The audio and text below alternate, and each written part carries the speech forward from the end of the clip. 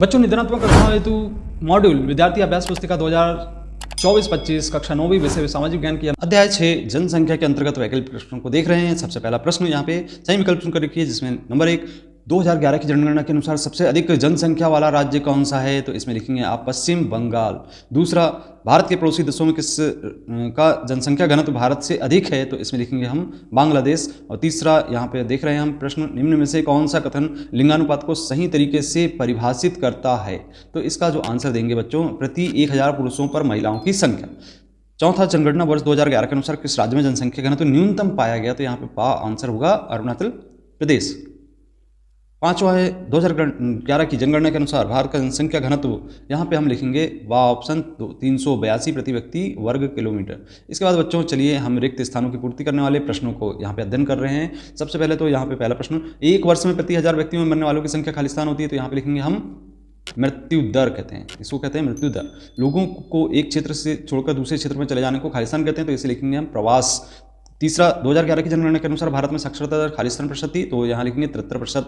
चौथा, किशोर जनसंख्या में प्राय खालिस्तान से खालिस्तान वर्ष आयु के वर्ग के होते हैं, तो यहाँ लिखेंगे हम 10 से 19। और पांचवा है, एक शिक्षित एवं स्वस्थ जनसंख्या खालिस्तान निर्णय ले सकती है, तो यहाँ लिखेंगे बुद्धिमत्तापूर्ण।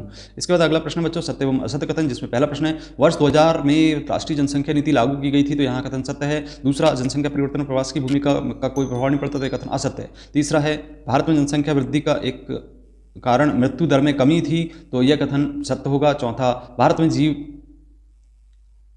में जीने की औसत आयु 68 वर्ष है, तो यह कथन भी सत्य है। और पांचवा है, 15 से 59 वर्ष की आयु को कार्यशील जनसंख्या भी कहते हैं, तो यह कथन सत्य होगा। छठवां, भारत में जनगणना प्रति 5 वर्ष में की जाती है, तो यह कथन असत्य है। और यहाँ पे सातवां, भारतीय ग्रामीण जनसंख्या संरचना कृषि कार्य में लगे लोग शामिल होते हैं, तो यहाँ पे कथन सत्य होगा। और इसके बाद अगला प्रश्न है यहाँ पे 8वां नंबर का, जनसंख्या व्यावसायिक संरचना से देश के आर्थिक विकास की जानकारी मिलती है, तो यह कथन सत्य है। और इसी प्रकार से भारत का सबसे अधिक लिंगानुपात केरल राज्य का, तो यह कथन भी सत्य होगा।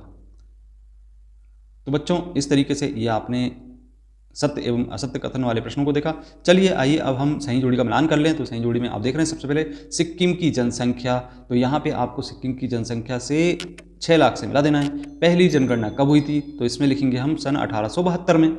संपूर्ण जनगणना सन 1881 में हुई थी। और फिर इसके बाद बाल, युवा एवं वृद्ध, इसमें लिखेंगे आयु संरचना क्रियाकलाप के आधार पर, यहाँ पे नगरीय एवं ग्रामीण, इसमें लिखेंगे हम नगरीय एवं ग्रामीण संरचना।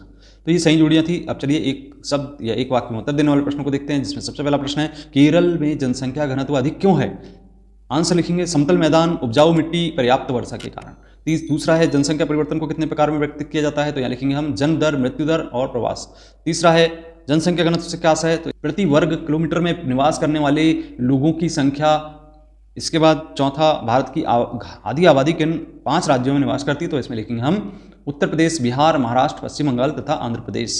इसके बाद है बच्चों 5वां प्रश्न, भारत का जनसंख्या घनत्व कितना है? तो इसका आंसर देंगे 382 प्रति वर्ग किलोमीटर। जनगणना वर्ष 2011 के अनुसार भारत में जनगणना पहली वाली कब हुई थी? तो इसमें लिखेंगे हम 1872 में।